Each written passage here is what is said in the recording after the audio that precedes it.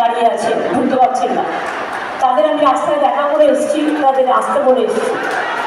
আপনাদের সকলকে আমার শুভ নববর্ষের আন্তরিক অভিনন্দন, শুভেচ্ছা, শুভকামনা ও শুভ নন্দন জানাচ্ছি।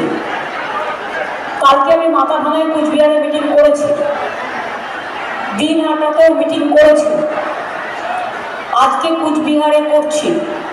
এরপর আমাকে বর্ধমানে চলে যেতে হবে, দুর্গাপুরে, সেখানেও আমার র্যালি আছে। ওখান থেকে আবার যেতে হবে, আমার দমদমে মিটিং আছে। সুতরাং গত 1 মাস ধরে করছি। আপনাদের আশীর্বাদ, শুভেচ্ছা, দোয়া এবং দণ্ডবতে বলে আপনাদের সকলকে আপনাদের শুভকামনা নিয়ে আমি প্রথমে জগদ্দীপ্তায় কৃষ্ণায় গোবিন্দায় নমো নমঃ মাকে প্রণাম জানিয়ে বলুন, ওম সর্বমঙ্গল মঙ্গলে শিবে সর্বাত্ম সাধিকে শরণ্যে ত্র্যম্বকে গৌরী নারায়ণী নমস্তুতে সৃষ্টি স্থিতি বিনাশানং শক্তিভূতে সনাতনী গুণশ্রয়ী গুণময়ী নারায়ণী নমস্তুতে। মা গো শক্তি দাও, শান্তি দাও, স্বস্তি দাও, ভক্তি দাও, সংকট থেকে মুক্তি দাও।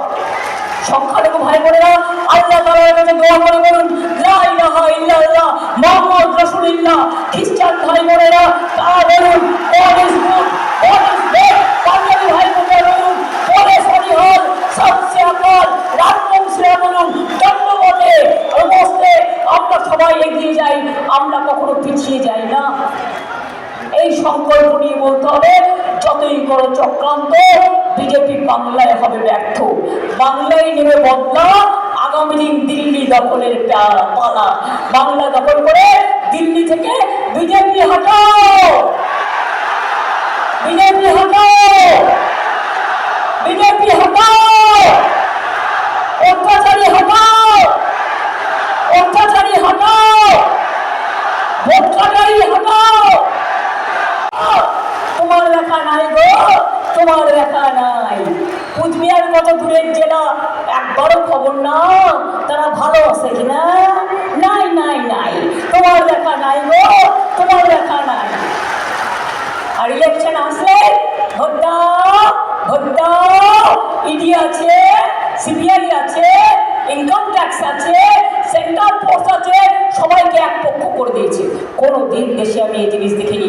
আমি অনেক প্রধানমন্ত্রী দেখেছি, আমি 7 বার আপনাদের আশীর্বাদে শুভেচ্ছায় আমি পার্লামেন্টে গেছি।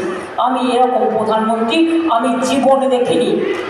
আরেকজন দিল্লি থেকে এলো ভাই, সাথে এলো মোটা ভাই, নিয়ে এলো ইডিসিবিআই,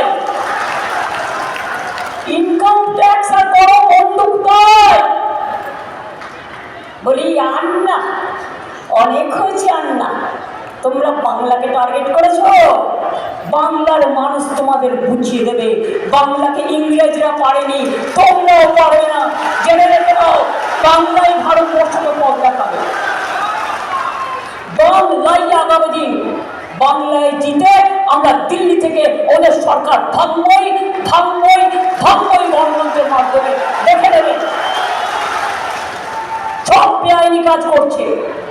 2/3 মেজরিটি থাকা, মেজরিটি ছাড়া কনস্টিটিউশন অ্যামেন্ডমেন্ট বিল পাস হয় না। আমি অ্যাজ এমপি অফ পার্লামেন্ট আমি জানি। আমি আমার দলের সংসদদের কাছ থেকে ইনফরমেশন পাচ্ছি, বলছে সিঙ্গেল মেজরিটিতে পাস হবে।